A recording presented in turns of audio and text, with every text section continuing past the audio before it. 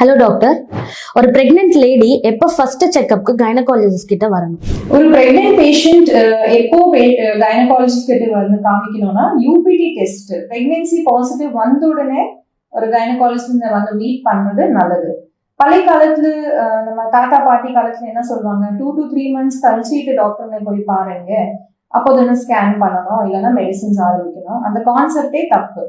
இப்போ பாத்தீங்கன்னா 4 to 5 weeks pregnancy தெரிஞ்ச உடனே கைனகாலஜிஸ்ட் கிட்ட போய் கன்ஃபார்ம் பண்ணிட்டு சில பிளட் டெஸ்ட், அல்ட்ராசவுண்ட் 6 to 8 weeksல ஸ்கேன் பண்ணிட்டு அந்த கரு எங்கே வளருது, யூட்ரஸ் உள்ளே வளருதா, அதோட வளர்ச்சா நல்லா இருக்கா, இல்லைன்னா யூட்ரஸ் வெளியில் சில டைம் எக்டோபிக் பிரெக்னன்சி ஏதாவது இருந்தா அது ஃபர்ஸ்டே கண்டுபிடிச்சு அதோட ட்ரீட்மெண்ட்ஸ் ஆரம்பிச்சுக்கலாம். அடுத்தது என்னன்னா folic acid tablet, that is prenatal vitamins ஃபர்ஸ்டே ஆரம்பிச்சு அந்த பேபியோட growth வளர்ச்சி அபார்ஷன் சான்சஸ் எல்லாம் ரொம்ப கம்மியா இருக்கும்.